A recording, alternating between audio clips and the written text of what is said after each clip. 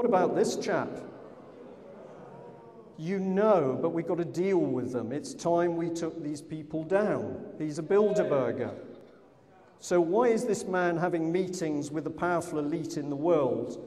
He's supposed to be there serving us. So we need to remove him, but we need to do it in the right way. Oh dear. Yeah? It's not often we get the chance to actually look at these people. What a pair of idiots.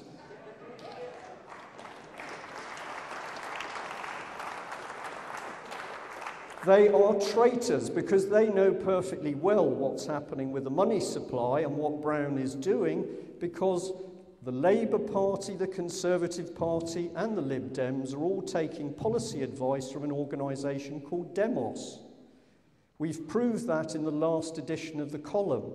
And that means, strangely, a left-wing party and a right-wing party and a somewhere party, that's the Lib Dems, are all taking advice from a Marxist-based think tank that was set up to help Tony Blair, who you've just booed.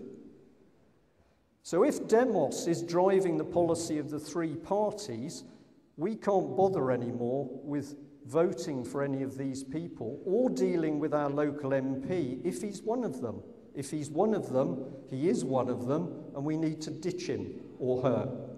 We need to pull these people down. We need to make idiots out of them. We need to challenge them why they aren't doing their job.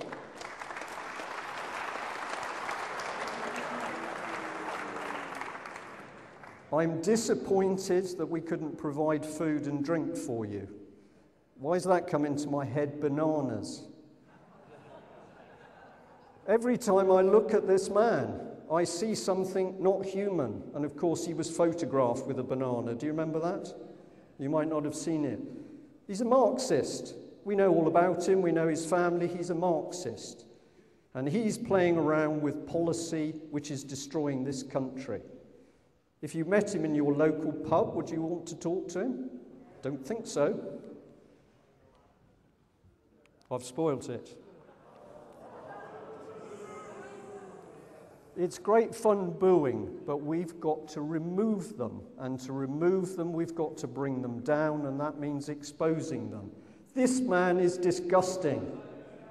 He is now making policy decisions which is affecting all of our lives.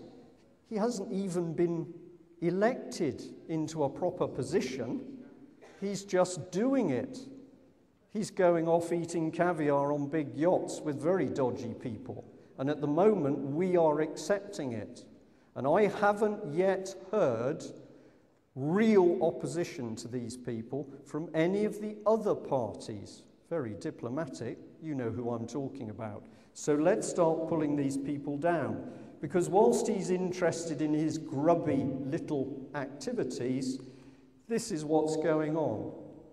And if you want to know why the troops are in Afghanistan and in Iraq, it is to keep them out of the country, to kill them, to maim them, so that we do not have troops to defend this country when they move in the European police.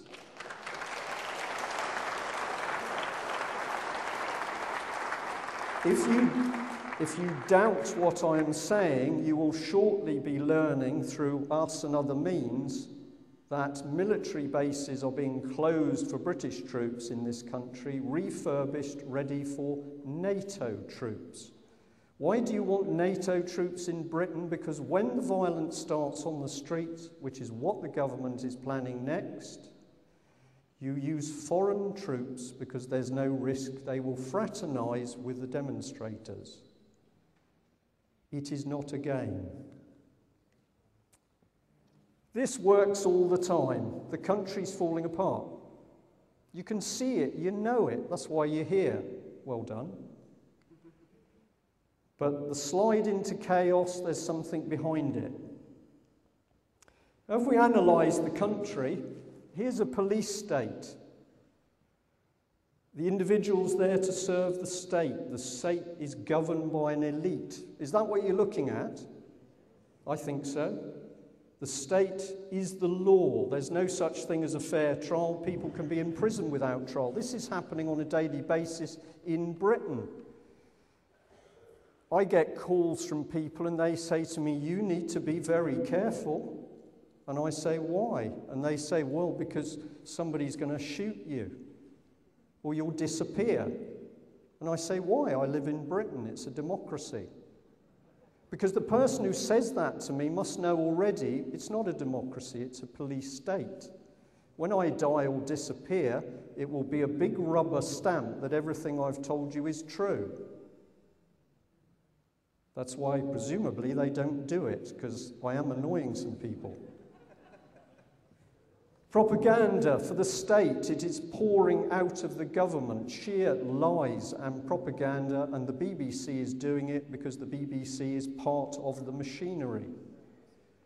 The media, the newspapers, look at who controls them. A handful of people. It doesn't matter whether you read the Telegraph or the Express or the Mirror. It doesn't matter. The same individuals control them. The state maintains and funds an extensive intelligence and security system. Do you see they're recruiting more MI5 operatives? Have you seen that? They're recruiting ladies. It's in the paper. They put up adverts in gyms in London because they want fit, cunning ladies. They need them because there's some pretty poor MI5 operatives in this hall at the moment.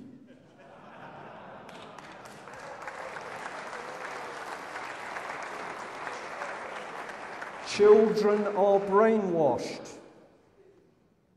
Children are being brainwashed in schools. The European stuff is in there. Don't take any notice of your mum and dad. Make sure you have a European food day. They're taught disgusting things about sex. They're shortly to be told that being heterosexual is not normal. Believe me, that is coming. And they're being asked to consider whether they'd be happy to be sat next to a clone. Children, they are going to brainwash completely. Who's heard of ARC, Absolute Return for Kids? Academy schools, have you heard of them? You need to find out about them because when you take a look at them, they don't have many windows. They're going to be wired up with so much Wi-Fi that the children are going to be on neat microwave the whole school day from the age of 3 to 18. They're going to have police and social services as an integral part of the school. And the people who are going to run the school are big international businesses, industrial military people like British Aerospace. And we've got the documentation, and it says that although they've got to have a normal curriculum when they start, if they want to change that curriculum at any time, they can do. You are about to watch children taken by the state, as in China, and brainwashed. So this is it. We have something very nasty inside the country. It's pulling us apart. You've got to see it to be able to stop it. And I'm delighted at the number of you who are now reacting. We get more and more and more calls from people saying, "I see it, I see it. This has happened. I found this document. This is what happened at work. I'm being sent on a course." So keep going, because the key to stopping it, which is what this meeting is about, is to explain it to other people. If the 40 million voters know that they're being brainwashed and attacked, they can deal with it. Now in the paper, this is page 6, down the right-hand side is a list of organisations which I've called change agents. Now some of them you will know: the Tavistock Institute, the Rowntree Foundation, the Claw Foundation, Common Purpose, IDEA, the Local Government Association. Do you know these organisations? Some of them. You need to read this. You need to get onto the computer and research them yourself, because when you know who funds these organisations, oh, money. Somebody funds them. Who funds them? The bankers. The bankers fund these people. But we've already heard that the bankers are all corrupt criminals. So when we see that Deutsche Bank, a German bank, a very big one, is a key funder of common purpose, we should be interested. We should be interested when we see JP Morgan funding a children's charity, Goldman Sachs. The moment you see the bankers connected with these change agents, you know that you're on the trail of something nasty.